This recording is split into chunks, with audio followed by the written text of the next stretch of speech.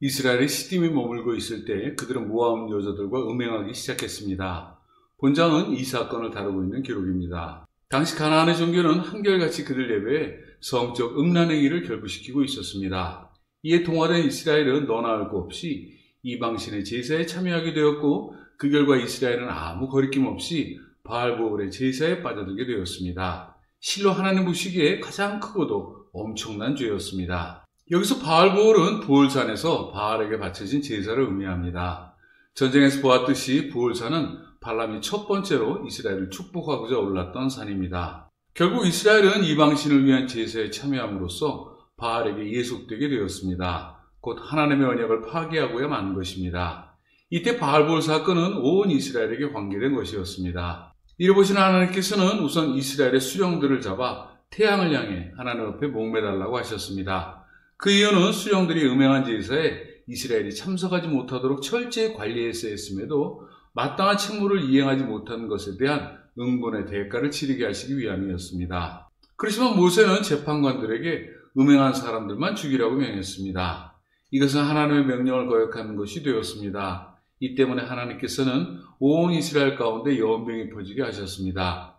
이 같은 징벌에도 이스라엘은 모압에서 뿐만 아니라 이제는 대담하게도 그들 진영에까지 음행을 끌어들여 공공연하게 자행했습니다. 이 같은 그들의 행동에 하나님의 진노는 극명하게 표출되어 그 즉시 무려 24,000명을 죽게 하셨습니다. 이때 진영에서 음행하다가 회중에게 붙잡혀온 이스라엘 남자와 미디안 여자를 엘라살의 아들 비느하스가 온 이스라엘이 보는 앞에서 창으로 그들의 배를 찔러 죽였습니다.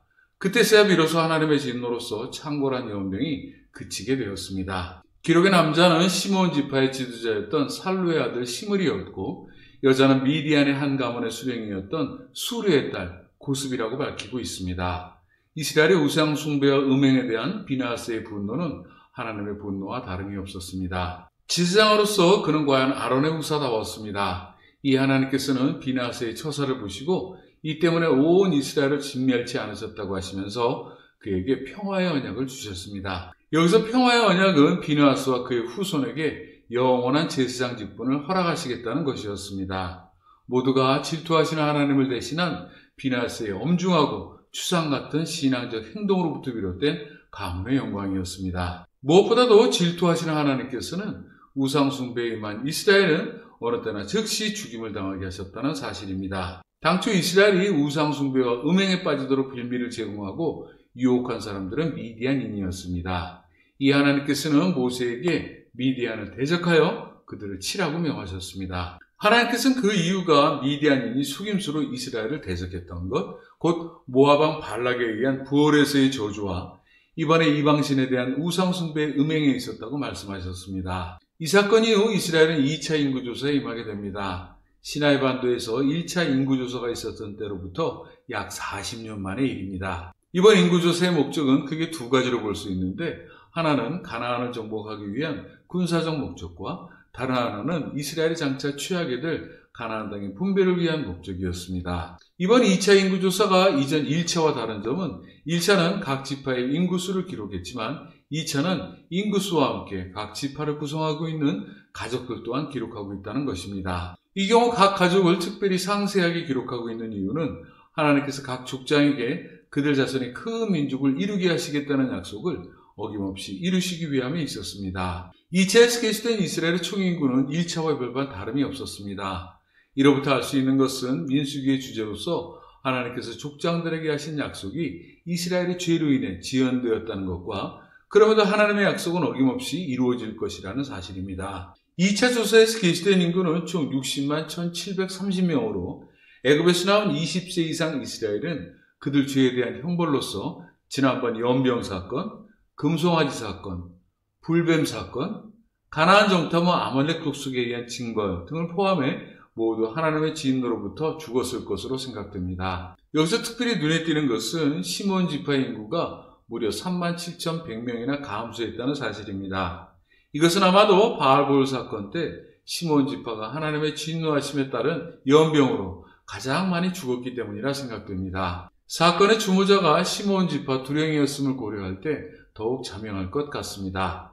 그렇지만 무엇보다 야곱이 죽기 전에 시므온에게 장차 당할 일을 예고했던 기록을 참고하면 역시나 하나님의 계획에서 비롯된 예정된 일이었음을 봅니다. 인구조사가 끝난 후 이제는 가나안을 분배하는 원칙이 뒤를 잇고 있습니다.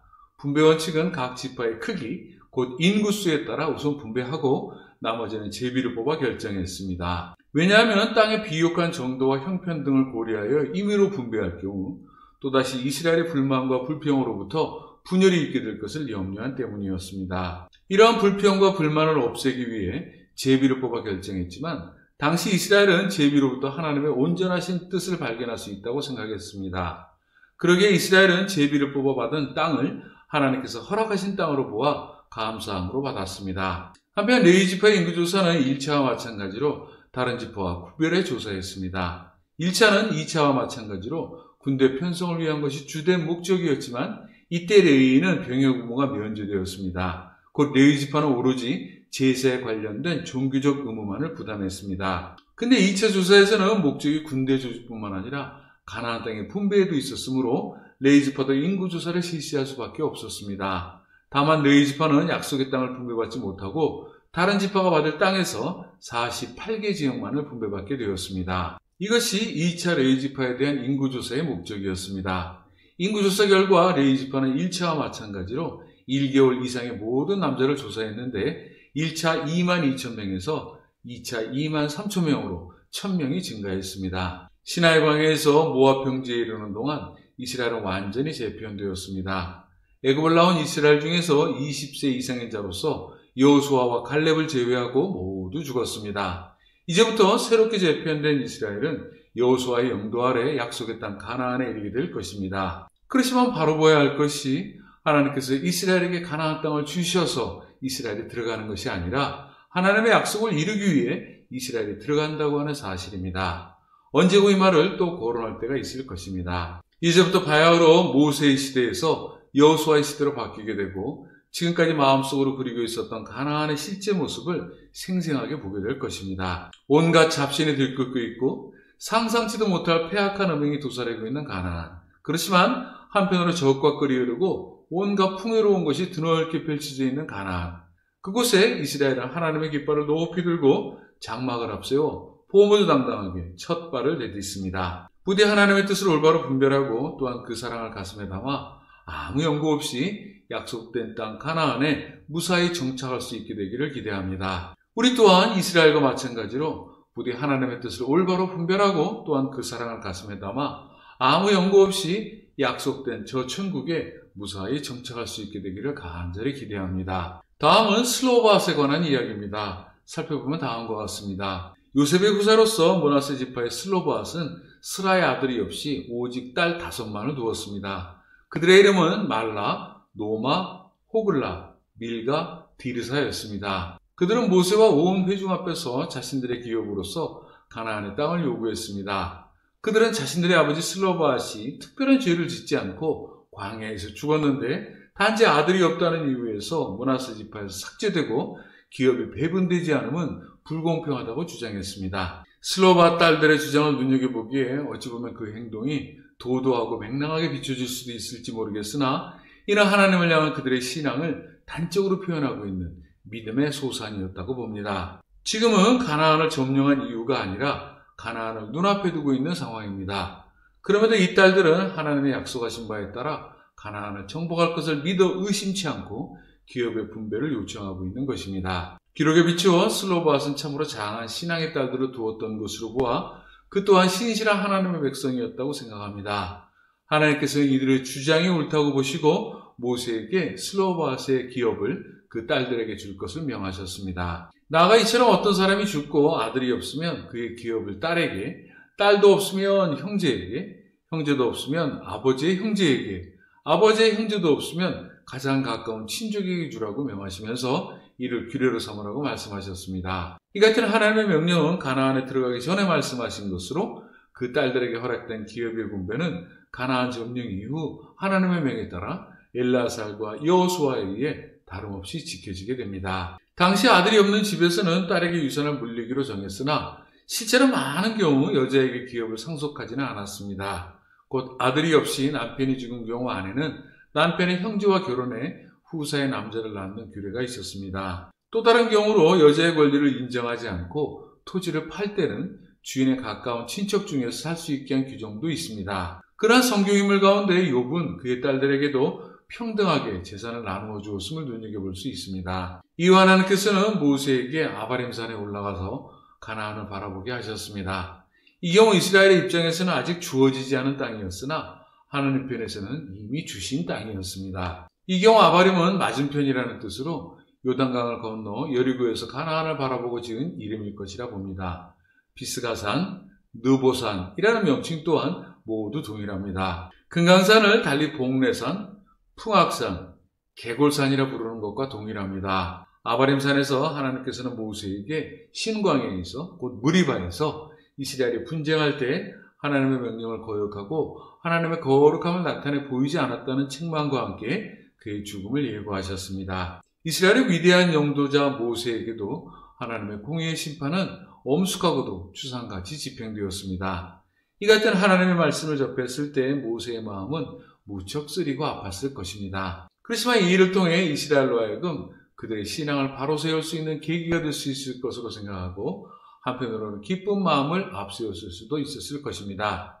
모세에게 약속의 땅 가나안은 주어지지 않았으나 그에게는 영원한 천국이 주어졌음을 봅니다. 애굽에서 태어나 나일강에 떼어져 온갖 우여곡절 끝에 이스라엘의 지도자가 되고 그들을 애굽으로부터 이끌어 장장 40년에 걸친 시나이 반도 유랑을 통해 이제 대망의 가나안을 눈앞에 둔 이 시점까지 모세는 단 하루도 편할 날이 없었을 것 같습니다. 하나님과 이스라엘 사이에서 모세가 겪었을 고초를 생각할 때 그의 막중한 책무에 대한 중압감은 물론이고 하나님의 영광을 드러내기 위해 안타깝게 애썼던 신앙의 노고를 그려볼 때 그는 참으로 위대한 지도자였고 영원한 하나님의 종이었다고 평할 수 있을 것입니다. 그 모습이 준수하고 아름다웠던 모세, 그 온유함이 모든 사람보다 더했던 모세, 하나님의 영광을 직접 마주한 거룩한 종 모세, 이제 그가 그토록 소원했던 하나님의 모습을 볼 수 있는 날이 눈앞에 이른 것입니다. 아바림산에서 일러주신 하나님의 말씀에 모세는 착잡하고도 한편으로는 기쁜 운명의 순간에도 이스라엘을 향한 걱정을 손에서 놓지 않고 있었습니다. 곧 운명의 순간에도 자신을 하나님께 자신을 대신해 이스라엘에 이끌 후계자를 세워주시라고 청원했던 것이 그것입니다. 이 하나님께서는 눈의 아들 여호수아를 세워 모세에게 안수하게 하시고 모든 이스라엘이 그에게 복종할 수 있도록 말씀하셨습니다. 하나님께서는 여호수아를 그 안에 영이 머무는 자라고 칭하셨습니다. 그러나 여호수아의 지도력은 모세의 교육과는 분명히 달랐습니다. 이를테면 모세에게는 하나님께서 직접 말씀하셨지만 여호수아는 하나님의 뜻을 접하기 위해 대제사장 엘르아살을 통해 이르신 바를 들어야 했음을 예로 들 수 있습니다. 이때 엘르아살 또한 우림과 둠밈을 사용해서 하나님의 뜻을 여호수아에게 알려주어야 했습니다. 이처럼 모세의 시대와 여호수아의 시대는 확연히 달랐습니다. 기록에서 우림의 판결은 우림과 둠밈에 의한 판결법이라고 해야 보다 정확합니다. 이 경우 우림은 부정적인 대답으로 둠밈은 긍정적인 대답으로 해석합니다. 우림과 둠밈이 어떠한 모양새였는지는 정확하지 않으나 대개 가압으로 결정하는 일련의 제비뽑기였을 것이라고 생각됩니다. 이후 기록은 기업에 관한 규례, 모세의 후계자 여호수아의 임명을 다루고 있는 장입니다. 이후로 모세의 죽음에 관해서는 따로 다루어 보겠습니다.